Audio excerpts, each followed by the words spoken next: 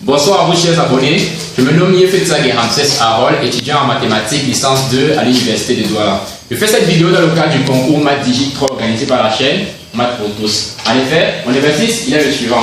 Dans le cadre de la détermination du point d'équivalence d'une réaction, les élèves de mathématiques et chimie en licence 2 se sont lancés dans le titrage d'un acide par une base.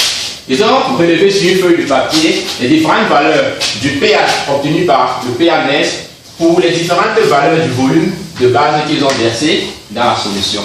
Alors, par mégarde, l'un des étudiants a versé de l'eau lors de la manipulation de la verrerie sur la feuille de papier et ils ont malheureusement perdu l'ensemble des valeurs qu'ils avaient relevées. Ils ont donc pu continuer le tableau suivant, les différentes valeurs qu'ils ont pu récupérer. Leur encadrement leur fait donc savoir que le point d'équivalence était atteint lorsque la dérivée de la fonction du pH en fonction des différents volumes de base atteint le maximum. Les élèves donc se proposent de déterminer ce maximum en utilisant les différentes méthodes d'approximation qu'ils ont étudiées en classe. Alors, on va commencer par définir les trois méthodes d'approximation que nous allons utiliser. Donc la différence finie progressive qui est définie comme ceci. Delta f de x0 qui est f de x0 plus h moins f de x0. La différence finie régressive qui est delta avec un trait f de x0 qui est delta f de x0 moins delta f de x0 moins h. D'abord c'est la différence finie centrée qui est sigma f de x0 qui est égal à f de x0 plus h sur 2 moins f de x0 moins h sur 2. Alors de ces trois méthodes d'approximation, la dérivée se définit comme ceci. Elle est essentiellement égale à delta f de x0 sur h, delta f de x0 avec le trait sur h et sigma f de x0 sur h. Alors, pour pouvoir donner et estimer qui est le meilleur approximateur de la dérivée ici, nous allons définir en chacune de ces formules une erreur que nous allons appeler epsilon h. Alors on va appeler epsilon 1h la valeur absolue de sigma f de x0 sur h moins f' de x0. Epsilon 2h qui sera delta f de x0 sur h moins f' de x0 et epsilon 3 qui sera epsilon h égale à delta f de x0 sur h moins f de x0. Pour chacune de ces trois erreurs, on va appliquer la formule de Taylor sur l'intervalle.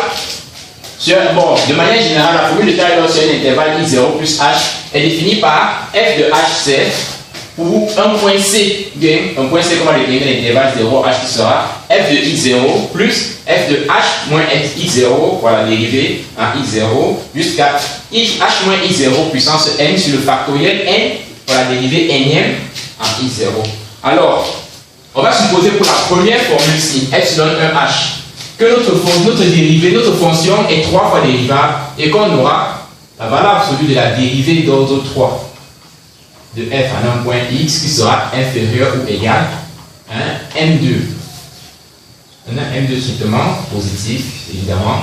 Alors on obtient ceci. Epsilon 1 h qui sera inférieur ou égal à h carré sur 24 m2. De même, on va appliquer la formule de Taylor sur epsilon 2 et sur epsilon 3, mais cette fois-ci à l'ordre 2. Et on obtiendra epsilon 3h inférieur ou égal à h sur 2, un nombre qu'on va appeler m1. De même, epsilon 3, h sera inférieur ou égal à h sur 2, m1. Ceci en supposant que la valeur absolue de la dérivée seconde en un point x sera inférieure à m1. Ceci dit donc, nous pouvons voir que la première erreur epsilon 1h tend vers 0 avec la même vitesse que la fonction h carré. En ce qui concerne epsilon 2h et epsilon 3h, ils tendent vers 0 avec la même vitesse que h. Alors, La fonction h carré tendant plus vite vers 0 que la fonction h. Donc, epsilon 1h est l'erreur qui est la plus proche de 0. Alors, une erreur est d'autant plus mieux à utiliser lorsque elle tend le plus vite vers 0. Alors, nous avons l'erreur epsilon h qui tend plus vite vers 0 que les deux autres erreurs. Et par conséquent, on pourra dire que la différence infinie centrée est la meilleure méthode d'approximation de la dérivée des trois. Mais en général, en mathématiques, il n'y a pas une méthode fixe pour trouver une approximation d'une fonction. Ici, les fonctions, généralement, c'est en fonction des cas qu'on utilise les différentes formules que nous avons. Alors, dans ce cas, nous pouvons donc bien voir que epsilon 1h, bien, sigma, la différence finie centrée est la meilleure approximation. Mais nous pourrons aussi constater que ce n'est pas elle nous pourrons constater que ce n'est pas elle qu'on va utiliser ici. Alors, ce que nous avons donc, c'est quoi?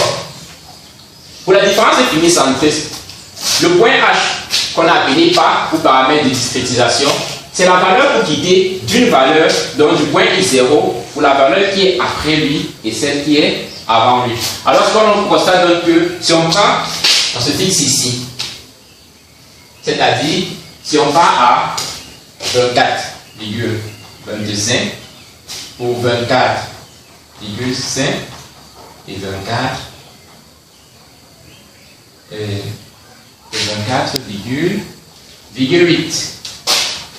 Bon, donc le pas de cette valeur-ci à cette valeur-ci est de 0,25. Mais pour cette valeur-ci à celle-ci, nous avons 0,3. Nous avons donc deux valeurs de h différentes pour une valeur centrée. Donc, l'on dit que la différence finie centrée n'est pas la meilleure, puisqu'il faut considérer le pas en avant et le pas en arrière. Alors, nous allons utiliser ici la différence finie progressive qui va nous permettre de quitter de la première valeur à celle qui la suit, et ainsi de suite, jusqu'à terminer le tableau. Ceci dit donc, il faut calculer la dérivée f' en 0, ce sera égal à f de 0 plus h moins f de 0 divisé par h. Ici, on a dit x0 plus h. x0 plus h étant la valeur qui suit directement 0. On obtient donc ici f de 10 moins f de 0 divisé par 10 moins 0 qui va valoir ici 10. Et en appliquant le résultat, on a 4,57 moins 2,87 divisé par 10. Et en divisant par 10, si on tape sur la calculatrice, c'est-à-dire 4,57 moins 2,87 divisé par 10, on obtient le résultat 0,17.